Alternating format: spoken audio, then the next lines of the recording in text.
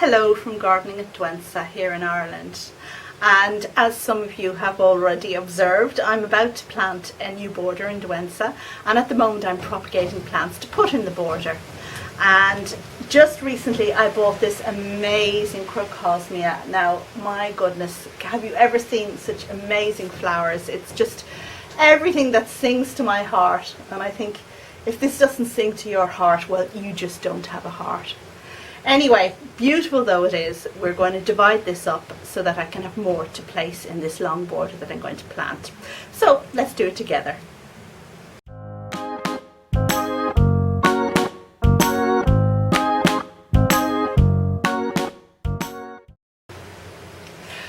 So here I am with Crocosmia Emily McKenzie, and she is an absolute gem.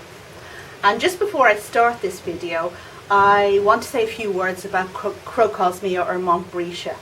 Now, they are a wonderful plant that originally came from South Africa, but anyone who lives in the north or the west of Ireland will have noted that this plant is actually an invasive weed in Ireland, and it grows everywhere in the hedgerows. So before planting Montbretia or Crocosmia in your garden, I would suggest that you consider seriously doing so. And this one is a bit different because it's a cultivar, so less vigorous and less obnoxious than the invasive one.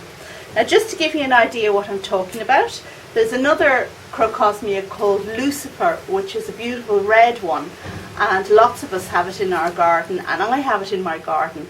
And I'm just going to show you now what it has done over a period of time. So think long and hard before you plant this in a border, because what's happened with this is it has formed a big load of corms in a mass that sit proud of the earth, and you cannot get them out. So you know, you better want Crocosmia in that particular part of your garden, and you better want only Crocosmia in that particular part of your garden.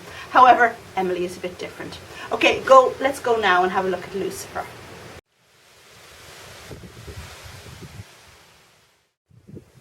So over here in this circle we have Lucifer, and it's a very beautiful Crocosmia too. But let's see what it's done over a period of time.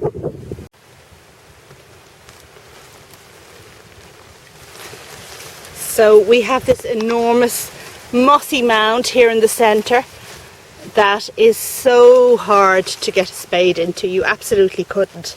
So there's no way this plant can come out, and it runs, as you can see, it has run over here. But it's okay, I can keep it contained within this buxus circle that's surrounded by grass. Now, before we divide up this plant, just a little note about timing. And the books will say that Crocosmia is best divided in spring or in autumn. And I'm doing neither here. I'm doing it in, well, the end of summer, let's just say. But I am quite confident that this Crocosmia, although a cultivar, is sturdy enough that it can take that kind of treatment. In any case, check back later and we'll see if it did. Right, so anyone who saw my last video, they know what's coming, what we have to do with this plant. And what we have to do is cut off the flowers because we wanted to concentrate on root growth. So what I'm going to do is cut the flowers and a portion of the stem. I'm going to cut it, say, round about there. And yes, it's criminal to cut off such beautiful flowers, but actually maybe I'll put them in a vase in the kitchen because they really are gorgeous.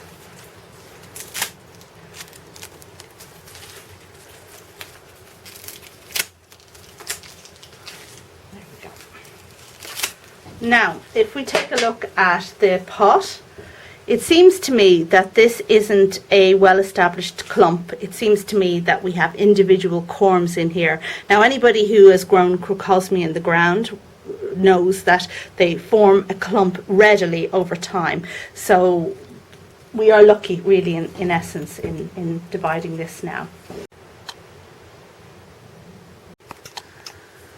Okay, so taking my pot down here to the trug, we're now going to see what we have in terms of corms and roots, etc. on this plant.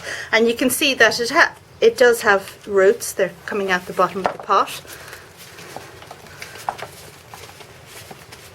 Now what we want to do is try and get it out without damaging the roots. And what we will also find, I hope, is a necklace of corms down here, because that's what Crocosmia do. They produce a necklace of corms. Right, so good roots. And putting that down here, we are now going to try and divide it. And in autumn, the advice is to divide these in clumps, if you can manage to ever get them out of the garden. But you would with Emily, as we said, because she's a nice, well-mannered cultivar. But in spring, you're just dealing with naked corms. Okay, so this is dividing first in half, which is great.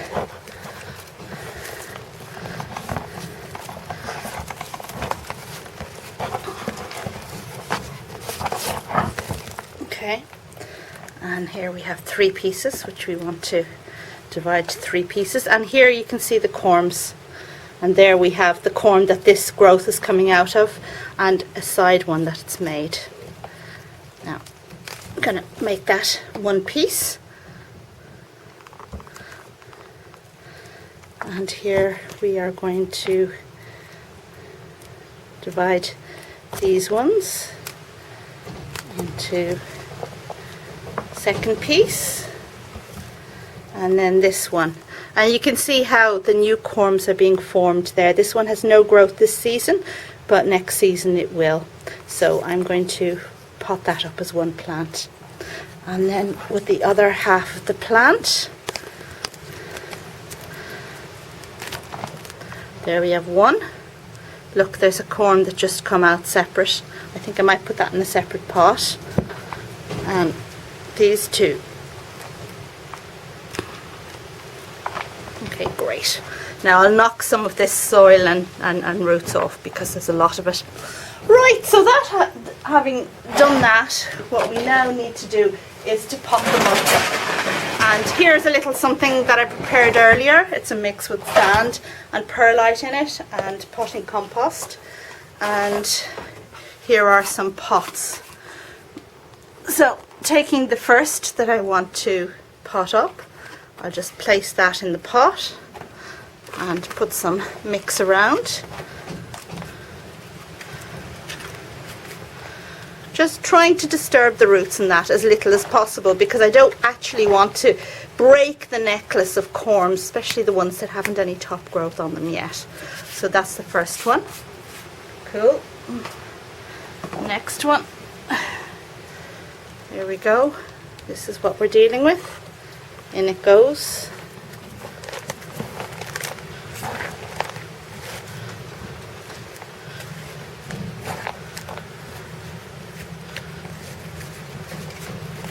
Number 2.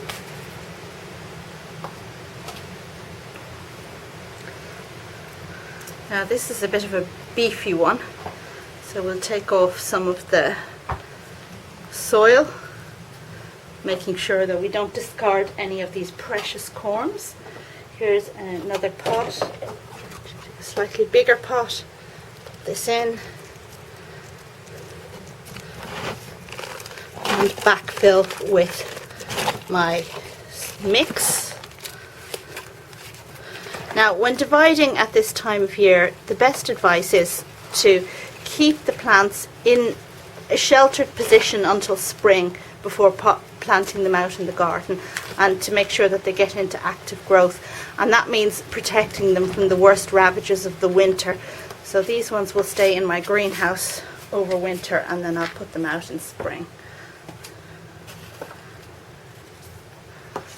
Okay, here's this one. I'm not quite sure what's involved here, but it is attached to this clump by a root, so we'll put the whole lot in here like that. Backfill.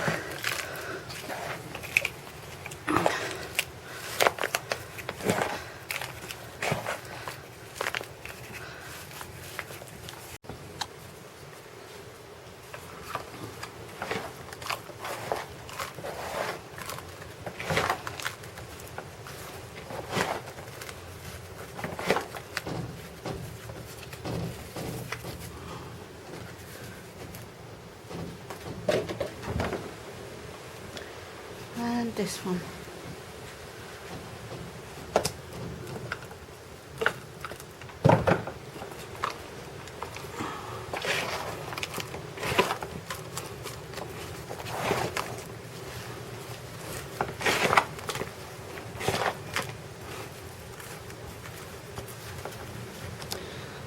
Okay, and then the only thing we have left is we have a little bulbil in here, but I'll just go through and make sure there's nothing else hiding in here.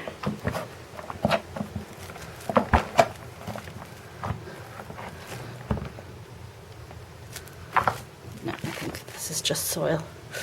Okay, so we're going to pot this up as an experiment. I just need to go and find a small pot. Now remember, if you do this in spring, you are going to have leafless corms to pot up, so it works then. It's just because I'm doing this in the late summer, I'm not sure how that's going to respond.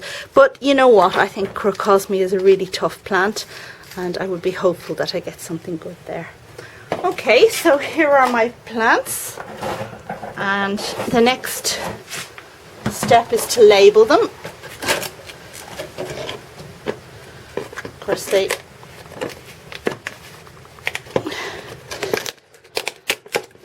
have attached this very cunningly. I'm going to get a scissors.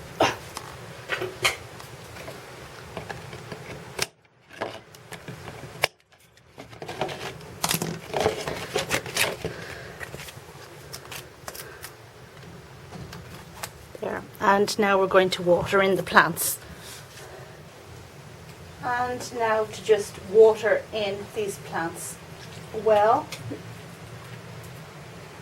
and I will keep them watered over winter, making sure that they stay nicely moist, and hopefully in spring I will see that these are starting into active growth again, and I'll be in a position then to plant them out.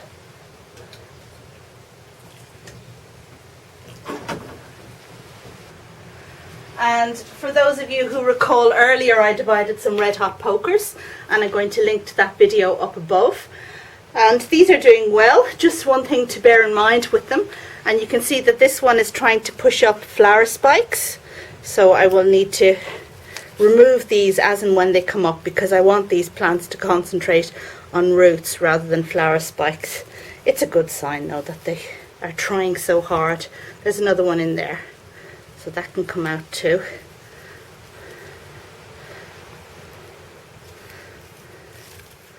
Okay, so just something to bear in mind. Nothing there, and I have one coming up in here. Look. I know it's shameful to take flowers out like this, but you know, I want what's best for the plant, and it's concentrating on growing roots now, so we don't need flowers messing up the situation. Okay, so I'm putting my Crocosmia in here. This is my tray for the new border, and soon I'm going to need another crate and the tray, I think, which is good. Right. And I'm just going to tuck that to the back of the greenhouse. And that brings us to the end of my video on Crocosmia and dividing them. Thanks very much for watching, and do check back again for lots more gardening stuff. Happy gardening!